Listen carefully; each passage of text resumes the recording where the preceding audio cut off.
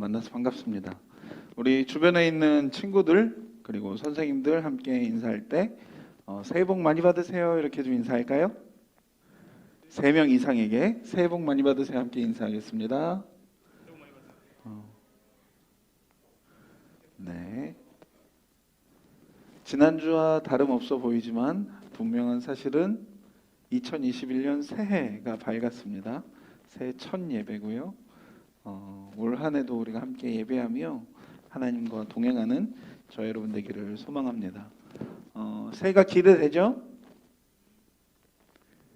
기대되지? 얘들아? 그래, 그럴 수 있다.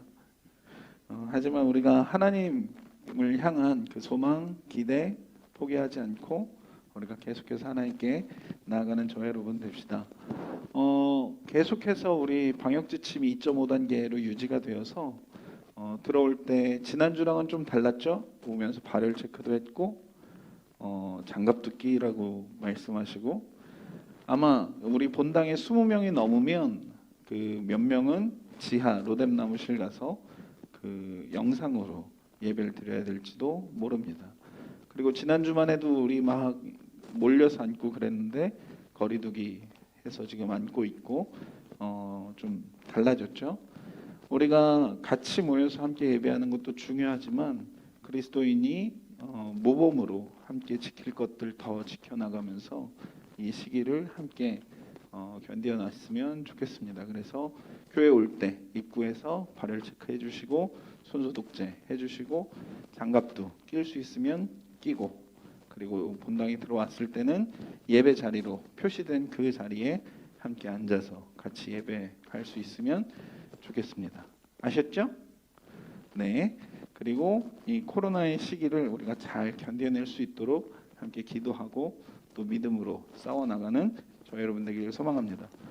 말씀 함께 봅시다. 오늘 우리에게 주신 하나님의 말씀은 구약성경 시편 말씀입니다.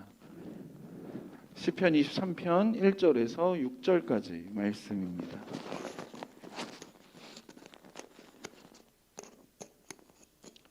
구약성경 818페이지에 있고요. 시편 23편 1절에서 6절까지 말씀 함께 보겠습니다.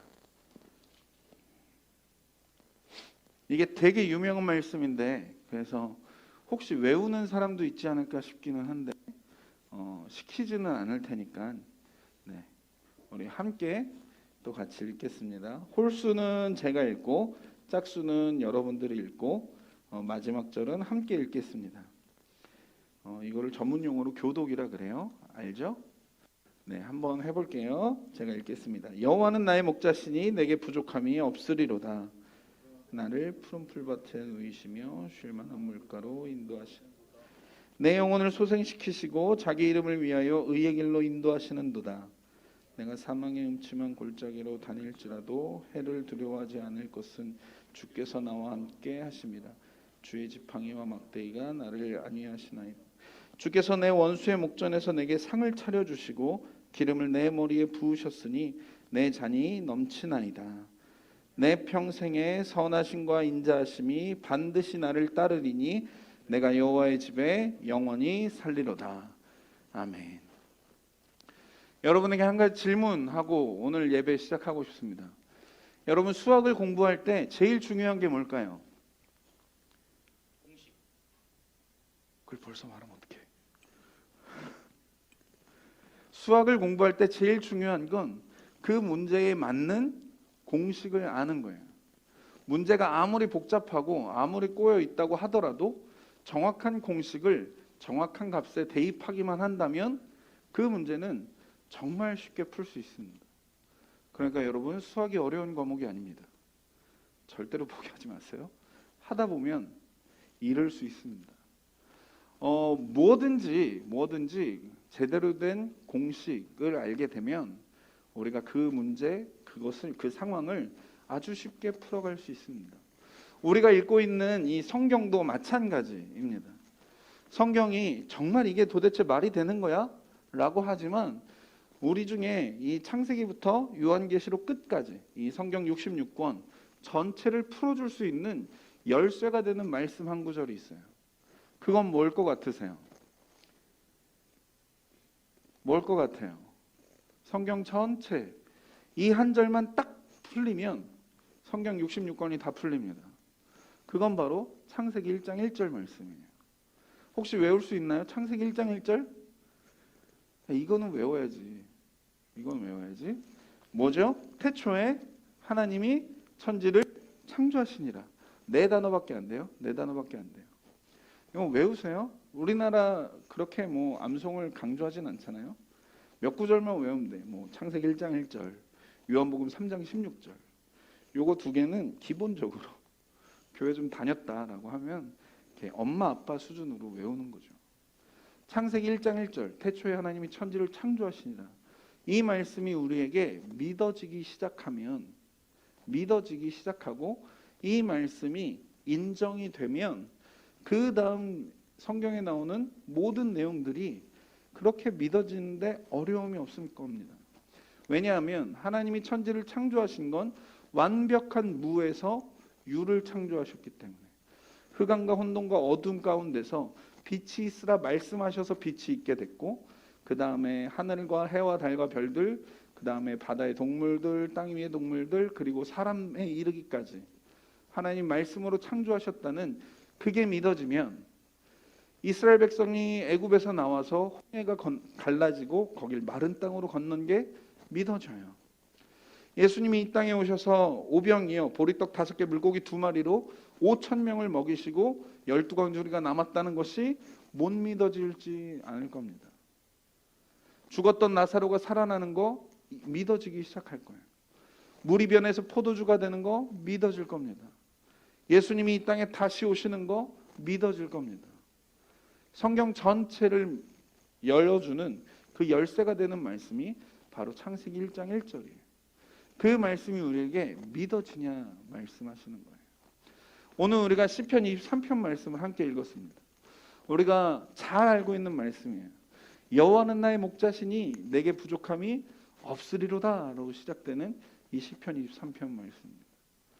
오늘 이 말씀도 하나님이 우리에게 주시는 열쇠와 같은 말씀이 그 가운데 숨겨져 있죠. 우리가 함께 오늘 그 말씀 함께 나누기를 소망합니다. 먼저 하나님은 누구신가? 라고 질문을 해보면 다윗이 이렇게 대답해요. 여호와는 나의 목자시니 라고 이야기해요. 여호와는 나의 목자시라고 이야기해요. 그래서 그분이 나의 목자시기 때문에 나는 부족함이 없다라고 다윗이 고백합니다. 여러분, 이런 사람이 우리의 목자이고 우리의 보호자라면 얼마나 좋을까요? 좀 설교 준비하면서 가슴 아픈 이야기라고도 생각이 됐지만, 만약에 우리 부모님이 이런 분이라면 사실은 얼마나 좋았을까? 내가 엄마 아빠가 같이 있기 때문에 부족함이 없다? 한 번도 그런 걸 경험해 본 적은 없는 것 같아요. 늘 나는 부족함을 느꼈던 것 같아요. 그래서 엄마는 엄마 친구 아들을 이야기하지만 나는 친구 엄마를 얘기하죠. 똑같은 거죠. 늘 부족해요. 다윗이 뭐라고 이야기하냐면, 그런데 여호와는 나의 목자시니 내게 부족함이 없다라고 이야기해요. 여호와가 나의 좋은 목자라고 이야기합니다. 그래서 나는 부족함이 없다라고 이야기하는데, 그 다음 이야기를 보면 좋아요. 왜냐하면 그가 나를 데리고 가신대요.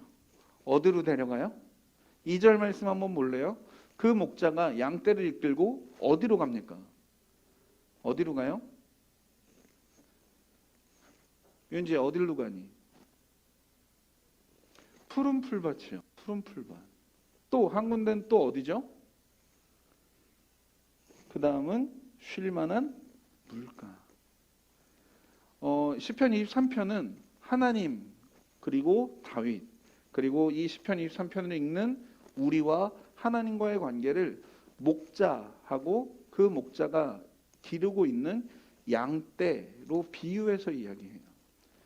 그런데 목자가 그 양떼를 어디로 인도하냐고 이야기하냐면 푸른 풀밭으로 간대요. 푸른 풀밭. 어쩌면 양에게 가장 필요한 아주 신선한 그 목초들이 있는 아주 신선하고 질 좋은 그 풀을 먹을 수 있는 그 자리로 목자가 양을 인도한다고 합니다. 뿐만 아니라 풀만 먹으면 목마를 수 있으니까 어디로 가요? 물가로 데려가요. 그런데 그 물가는 물을 마실 수 있는 곳뿐만 아니라 거기는 쉴 수 있는 곳이라고 이야기해요. 이런 사람이 우리의 목자라면 얼마나 좋을까요? 그가 나를 푸른 풀밭으로 인도하시고 쉴 만한 물가로 인도하시는도다.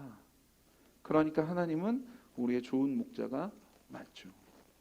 그런데 시편 23편의 문제점은 뭐냐면 여기에서 끝나지 않는다는 사실이에요. 시편 23편이 여기에서 딱 끝나서 그가 나를 푸른 쉴 만한 물가로 인도하시는도다. 그래서 내가 여호와의 집에 영원히 거하리로다. 이러고 끝나면 너무나 좋은데 문제는 4절이 있다는 거예요. 문제는 시편 23편이 거기서 끝나지 않고 3절을 지나서 4절의 자리로 우리를 인도하신다는 겁니다. 4절 말씀 한번 볼래요? 제가 읽어볼게요. 내가 사망의 음침한 골짜기로 다닐지라도 해를 두려워하지 않을 것은 주께서 나와 함께 하십니다. 주의 지팡이와 막대기가 나를 안위하시나이다. 그 선한 목자가 나를 푸른 풀밭 그리고 쉴 만한 물가로 인도했던 그 목자가, 선한 목자라고 믿었던 그 목자가 나를 이끌고 어디로 가냐면 사망의 음침한 골짜기라고 해요. 영어 성경에서는 이거를 Dark and Deep Valley라고 이야기해요. 아주 어둡고 아주 깊은 계곡, 그 골짜기 속으로 나를 인도하여 간다고 이야기해요. 이게 그냥 아주 산속에 있는 깊은 계곡, 골짜기가 아니라 히브리어 사람들은 이걸 어떤 상태라고 이야기하냐면 우리가 눈을 아주 꽉 감아서 치 하나도 없는 그 상태. 그래서 우리의 힘으로는 한 발짝도 움직일 수 없는 바로 그런 자리라고 이야기합니다. 왜지? 여호와가 나의 좋은 목자, 나의 선한 목자. 여호와가 나의 목자일 때 내게 부족함이 전혀 없는데 그 목자가 나를 이끌고 가는 건 푸른 풀밭, 쉴 만한 물가로 끝나는 게 아니라 나를 이끌고 어디로 가시냐면 그분이 사망의 음침한 골짜기로 가신다는 거예요. 그러면 그분이 정말 선한 목자가 맞을까요?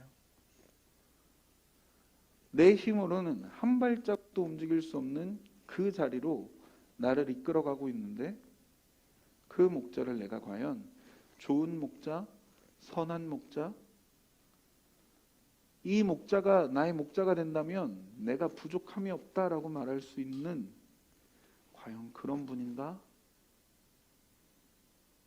우리는 늘 물음표를 던져봐요. 우리가 지난 1년 혹은 여러분들이 여태까지 살아온 이 단어가 과연 우리들한테 어울릴까 싶지만 우리의 그 인생을 돌아본다면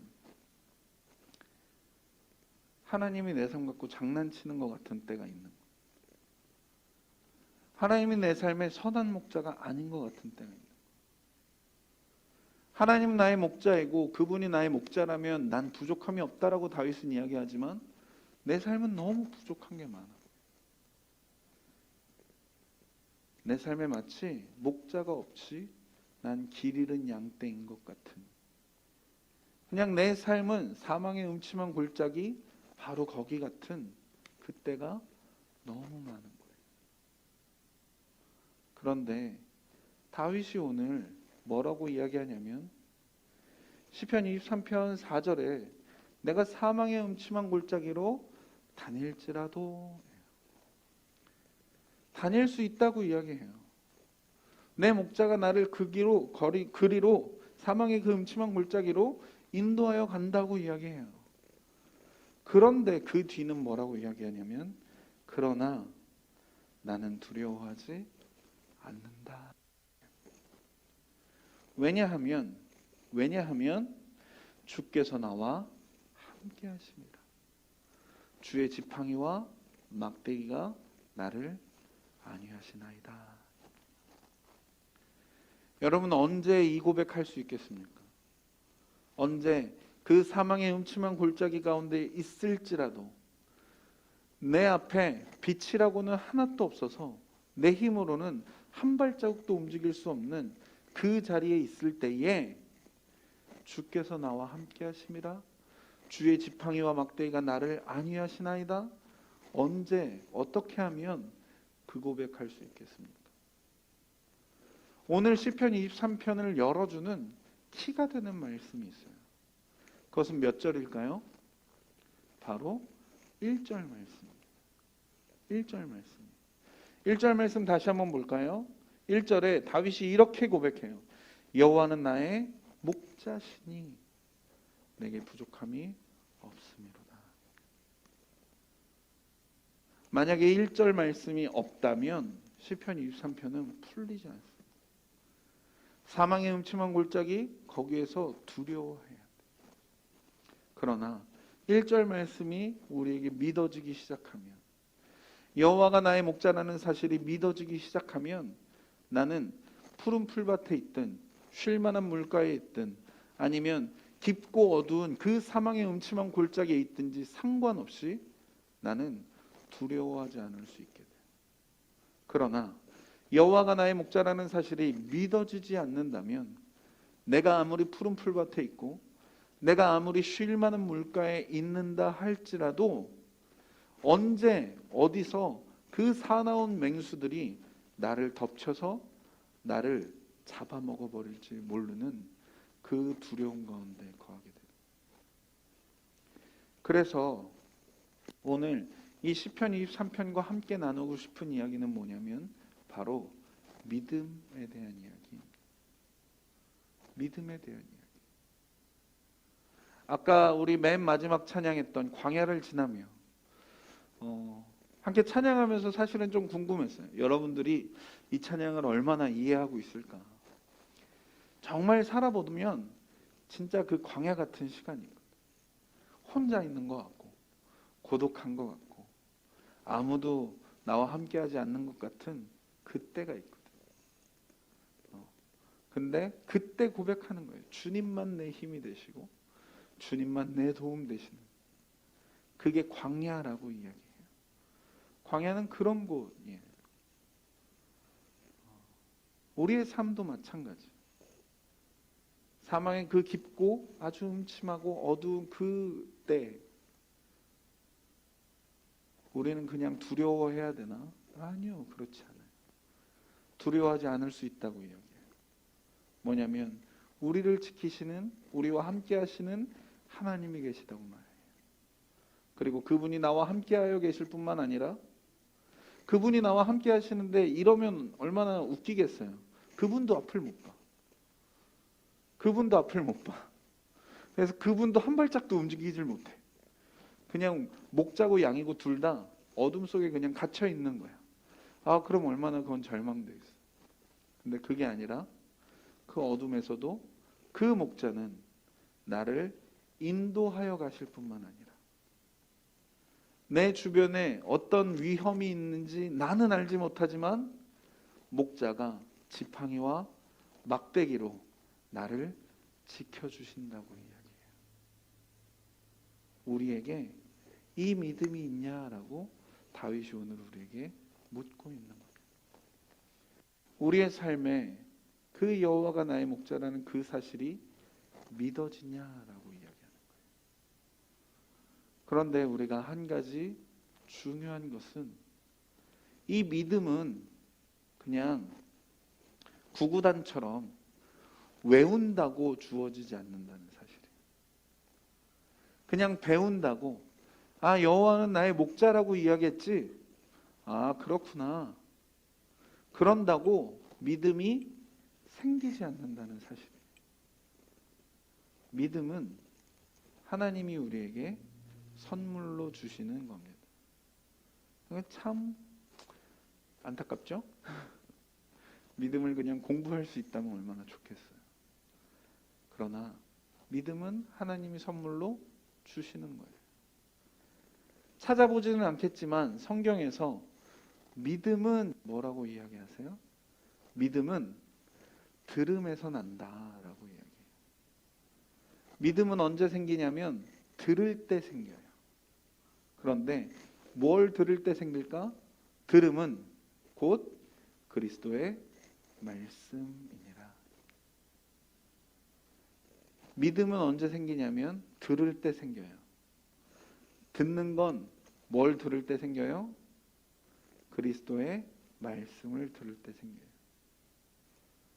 그러니까 우리가 이 믿음 갖기 위해서는 이 말씀을 들어야 합니다. 말씀을 들어야 믿음이 생기기 시작해요. 이 믿음이 없다면 우린 아무리 푸른 초장에 있고 우리가 아무리 쉴만한 물가에 있어도 우리는 두려워할 수밖에 없어요. 그러나 우리에게 이 믿음이 주어진다면, 우리에게 이 믿음이 생기기만 한다면 우리는 사망의 음침한 골짜기를 다닌다고 할지라도 거기에서 두려워하지 않을 뿐만 아니라 우리의 삶을 지키시고 안위하시는 하나님의 손길을 경험하게 될 겁니다. 정말 아까 우리가 찬양했던 그 가사처럼 내가 광야 한가운데 있다 할지라도 그 광야에서 나를 지키시고 나의 도움 되시는 그 하나님을 경험하게 될 겁니다. 언제? 믿어지기 시작할 때. 믿어지기 시작할 때. 그래서 올 한 해 우리가 하나님의 말씀을 더 듣는 저와 여러분 되기를 소망합니다. 그래서 우리 안에 말씀으로부터 주어지는, 말씀을 들을 때 하나님께서 우리에게 선물로 주시는 그 믿음이 우리 안에 넘쳐나기를 소망합니다.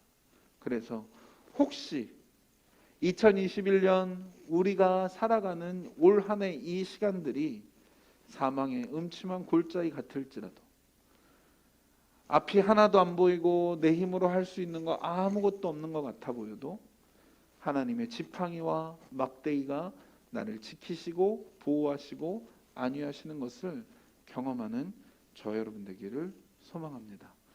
아멘. 아멘. 함께 기도하겠습니다. 제가 기도하죠. 하나님, 우리 안에 이 믿음이 있게 하여 주십시오. 여호와가 나의 목자라는 그 믿음이 하나님 우리 안에 있게 하여 주시고, 그 목자가 우리의 삶의 지팡이와 막대기로 우리를 인도하여 주시며, 하나님 우리를 푸른 풀밭으로 또 쉴만한 물가로 인도하여 주실 뿐만 아니라 사망의 음침한 골짜기 가운데 있다고 할지라도 하나님 우리를 지키시고 하나님 우리를 이끌어 가시는 것을 하나님 우리로 믿으며 하나님을 경험케 하여 주시옵소서. 하나님, 믿음은 들음에서 나며 들음은 그리스도의 말씀이라고 말씀하셨습니다.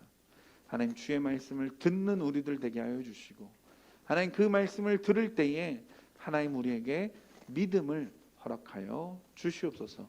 감사드리며 사랑하는 우리 주 예수님의 이름으로 함께 기도드렸습니다. 아멘.